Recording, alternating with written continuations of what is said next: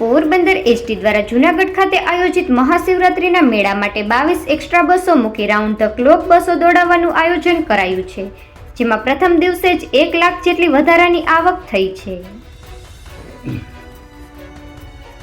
જૂનાગઢ ખાતે યોજાનારા મહાશિવરાત્રિનો મેળો વિખ્યાત હોવાથી દૂર દૂરથી હજારો લોકો આ મેળાની મોજ માણવા આવી પહોંચે છે. પોરબંદર ખાતેથી પણ મોટી સંખ્યામાં લોકો દર વર્ષે મેળામાં જતા હોય છે, ત્યારે લોકો સરળતાથી મેળામાં જઈ શકે અને પરત આવી શકે તે માટે એસટી દ્વારા એક્સ્ટ્રા બસો શરૂ કરાઈ છે. ડેપો મેનેજર પીબી મકવાણાએ જણાવ્યું હતું કે તારીખ 4 થી તારીખ 9 દરમિયાન પોરબંદર, દ્વારકા તેમજ રાણાવાવ અને કુતિયાણાથી જૂનાગઢ જવા આવવા માટે કુલ 22 બસો રાઉન્ડ ધ ક્લોક સંચાલન હાથ ધરવામાં આવ્યું છે, જેનો મુસાફરોએ પણ સારો પ્રતિસાદ આપ્યો છે. જૂનાગઢ ઉપરાંત દ્વારકા અને સોમનાથ માટે પણ એક્સ્ટ્રા બસો શરૂ કરાઈ છે, જેના લીધે પ્રથમ દિવસે જ એસટી વિભાગને 1 લાખની વધારાની આવક થઈ છે, જેમાં 8 વાહનોના વપરાશથી 22 ટ્રીપનું 2876 કિલોમીટરનું એક્સ્ટ્રા સંચાલન કરી 98,988 વધારાની આવક મેળવી હતી અને કુલ 1,514 મુસાફરોએ આ એક્સ્ટ્રા બસોનો લાભ લીધો હતો.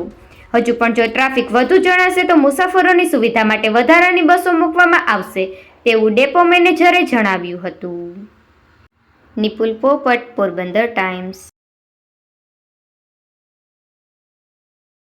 Depot manager ST Porbandar.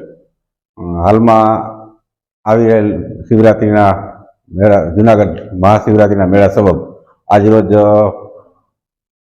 5/3/2024થી Junagadh માટે, દ્વારકા માટે, સોમનાથ માટે એક્સ્ટ્રા બસોનું આયોજન કરેલ છે.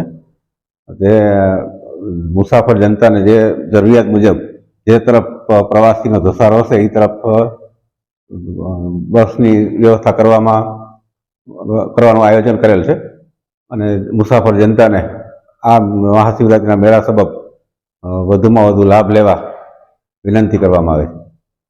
પહેલા દિવસે કેવો પ્રતિસાદ છે મુસાફર? પહેલા દિવસે સવારે અમે 2 દ્વારકા, એકાદી સોમનાથ અને 3 ગાડી જૂનાગઢ તરફ એક્સ્ટ્રા મોકલાયેલ છે અને હવે જેમ જેમ ટ્રાફિકનો પ્રમાણ વધતું જશે એમ વહેલી સવારથી મોડી રાત સુધી બસોનું આયોજન કરવામાં આવેલ છે.